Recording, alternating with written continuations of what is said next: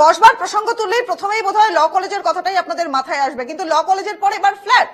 কসবাতে ফের ধর্ষণের ঘটনা সামনে আসছে। ফ্ল্যাটে মডেলকে লাগাতার ধর্ষণের অভিযোগ। গত 2 বছর ধরে মডেলকে লাগাতার ধর্ষণের অভিযোগ উঠছে। কসবা থানায় অভিযোগ দায়ের করেছেন নির্যাতিতা। দুজন ব্যক্তির নামে অভিযোগ দায়ের করা হয়েছে। কসবা থানায় ফ্ল্যাট সহ একাধিক জায়গায় নিয়ে গিয়ে ধর্ষণ করা হয়েছে বলে নির্যাতিতা তিনি অভিযোগ তুলেছেন। আমাদের সহকর্মী সঞ্জনা লাহিড়ী টেলিফোন লাইনে রয়েছেন আমাদের সঙ্গে। সঞ্জনা, আমি প্রথমেই জিজ্ঞাসা করব যে এই যে দুজনের বিরুদ্ধে অভিযোগ উঠছে তারা কি প্রভাবশালী, তাদের বিরুদ্ধে ঠিক কি কি অভিযোগ, এবং যিনি নির্যাতিতা তিনি এতদিন সময় লাগালেন কেন এই অভিযোগ দায়ের করতে?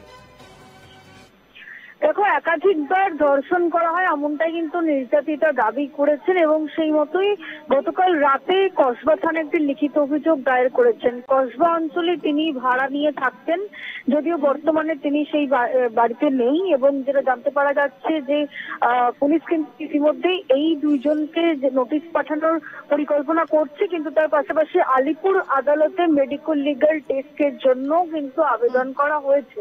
এবং প্রশ্ন হচ্ছে যে 2023 সাল থেকে বারংবার ধর্ষিত হওয়ার পরেও সেই নির্যাতিতা এতদিন কেন সময় লাগালেন সেটা নিয়ে কিন্তু রীতিমতো প্রশ্ন।